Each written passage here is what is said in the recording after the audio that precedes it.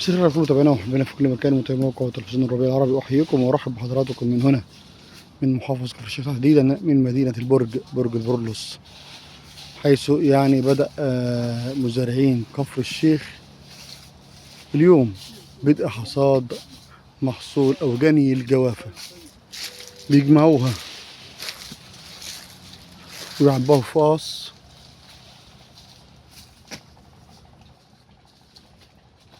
بطريقة تنظيمية،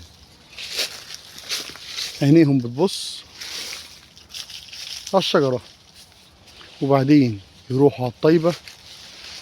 هنسمع ونشوف النهاردة يعني كيفية حصاد محصول الجوافة من كفر الشيخ.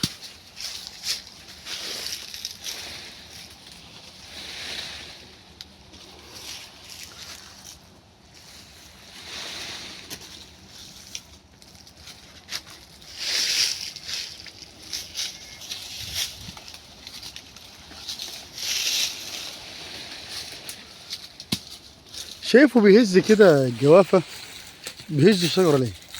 ده حضرتك عشان الحبايه اللي هي العاليه فوق مش هنعرف نجيبها عشان ما نكسرش الفار، فبنهزها فبتقع. الحباية المستوية. الحبايه المستويه. يعني انت بتهز الشجرة كده الحباية المستوية بتقع بس؟ الحبايه المستويه بس هي اللي بتقع. انما الخضراء بتفضل فوق. هي الحبايه اللي ما بنطولهاش فوق خالص بنهزها. المستويه بس هي اللي بتقع.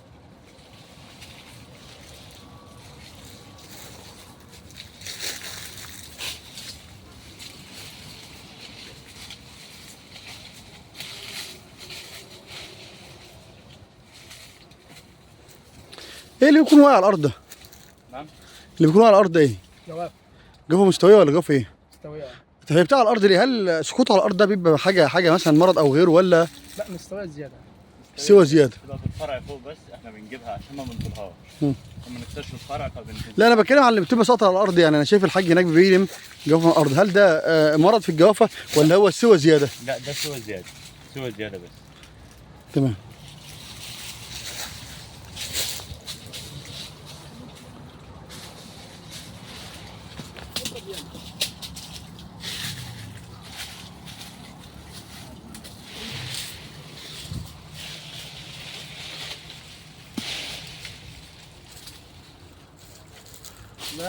لهم نظام مختلف، جمع الجوافة لها نظام مختلف، مش أي حد يجمع جوافة.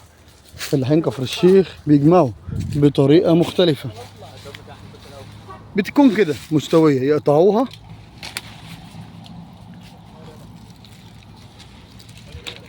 ويعبوها،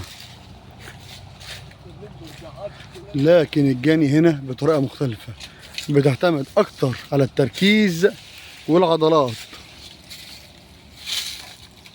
ده حضرتك اهي الجوافه بلدي. أنواع الجوافة قد إيه؟ في اكتر من كذا نوع، في مثلا في بلدي، في معموره، في محلاوي، في اكتر من كذا نوع. يعني ده مجموعه من الانواع اللي انا قلتها، في اكتر من كده بس لكن أجملهم طبعا البلدي. اجمل حاجه اللي هي الحبايه البلدي. شايف المعلم الكبير لا بيلاقي وراكوا سايبين، هل ده طبعا بقى بيتعامل معاكم ازاي؟ ده عادي مثلا. بيضرب ولا ياخدكوا السياسه؟ ده سياسه بس عشان احنا بنسيب ممكن حبايه نسيبها متداريه في شجره ما نشوفهاش بس. ده الملاحظ بقى عليكم. ده الملاحظ بتاعها.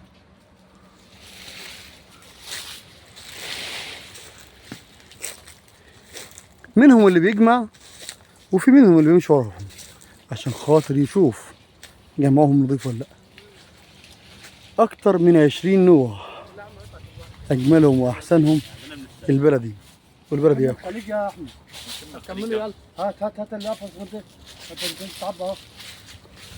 منظمين نفسهم، اللي بيشيل واللي بيعبي واللي بيجمع.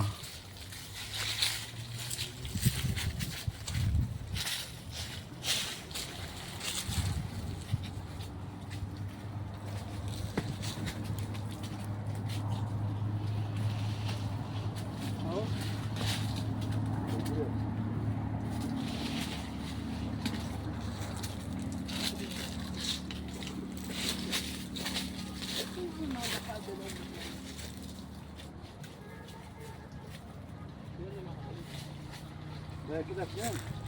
ده كده بقيت فين؟ يا عبد اللي احنا فيه.